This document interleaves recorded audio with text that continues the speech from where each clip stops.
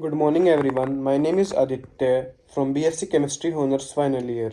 Today, I am here to give the presentation on my topic corrosion. What are the different types of corrosion, oxidative reduction, passivity, and how to protect metals from corrosion. It is a presentation of the inorganic chemistry. Now let's start that what is corrosion. When the metals are exposed to the atmospheric condition, they react with air or water in the environment to form the undesirable compounds, usually the oxides.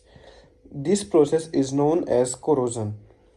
Or example, the silver tarnishes which we see in our daily to day-to-day life as the silver become blackish, or the copper develops a green coating of the air forming the cuprous oxide formula C2Oo, and the iron form the rust in brownish color having formula Fe2O3.x moles of H2.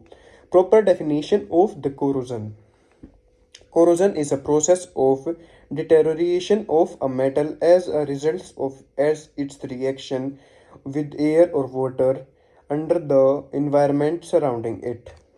It means that the metal is just deteriorate from time to time and gets a layer of the rust on it in the case of iron. Now see what the types of corrosion.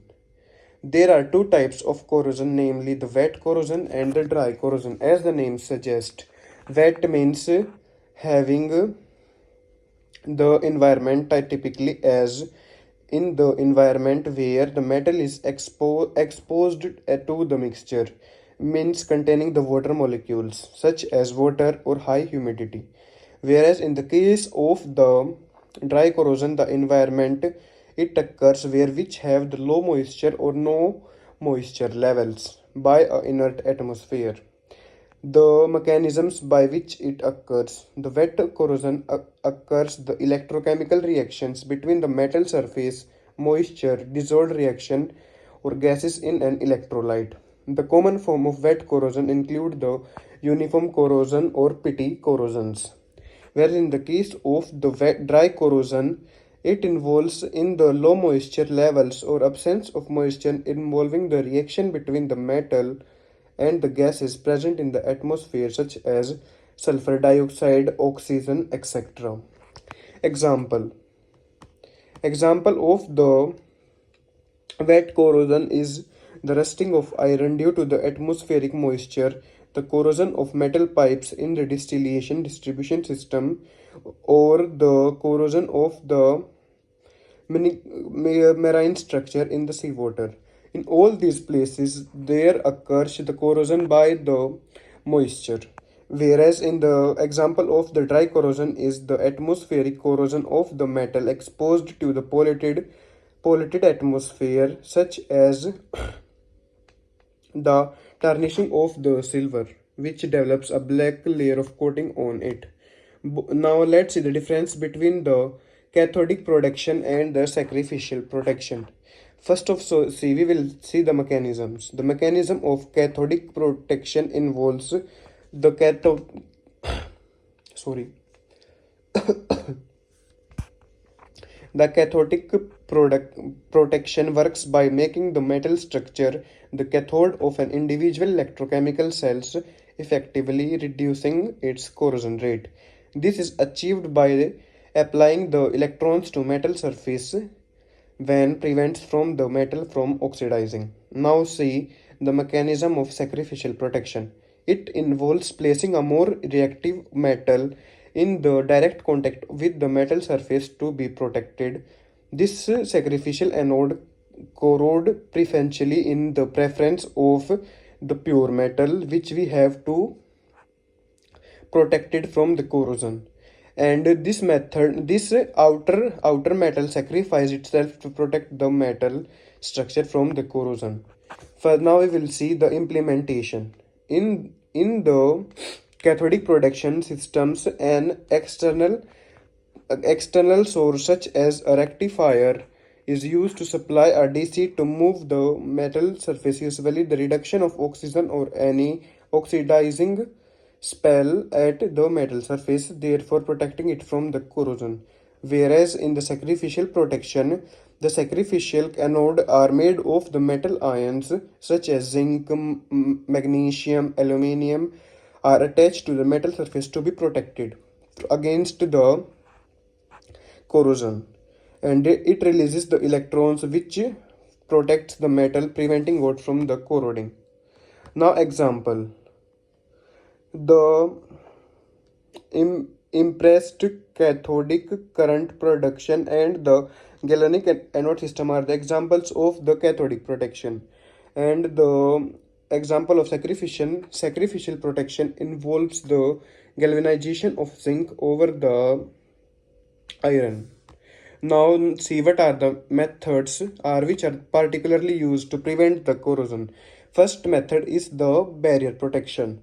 This is the one of the simplest and easiest method to prevent the rusting of metals. In this, a barrier is placed between a metal and atmospheric air. The barrier protection can be achieved by any means of such as the surface is coated by the zinc. The surface is protected by applying a thin layer of the film that such as the zinc, or the metal is electroplated with any of the metals such as tin, zinc, chromium, aluminium and copper.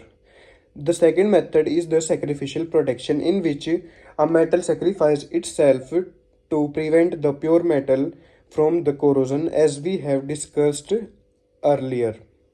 Third method of protection is the electrical protection. This method is used to prevent the particles of metal which are in contact with its water, such as the underground pipe. The particles of iron is connected with the more active metals such as magnesium or zinc, having the more standard reduction potential. The active metal ion has lower reduction potential than the iron and will be lose electrons in preference to the iron. In this way, the metal is protected. Now, last method of protecting the metal from corrosion is using the anti-rust solutions. To retard the corrosion of the iron, certain anti-rust reagents are used, such as let's take an example of a such solution. Generally, the solution of alkaline phosphate and alkaline chromates are used as the anti-rust solution. Due to the alkaline nature of these solutions, the H plus ions is lost preferentially from the solution in the preference of the pure metal. Now see what is the oxidative corrosion. Also, it is known as oxidation or the oxidative degradation. It is a process wherein the materials degrade due to reaction with oxygen or other oxidizing agents. This phenomena is particularly common in metal and also affect the organic compounds. This method also led to the formation of the corrosion products and causes the structural damage. Now see the mechanism. It basically involves the oxidation reactions where the electrons are transferred from the material to oxygen molecules or the other oxidizing species, resulting in the formation of the metal oxides or corrosion products such as the material surface. Now see the impact of the oxidative corrosion. Oxidative corrosion can weaken the materials or leads to the surface pitting, flaking or cracking in a substance or a metal or any surface on which it occurs, which compromises the structural integrity and functionality. Prevention measures such as coating and inhibitors be used for protection against it.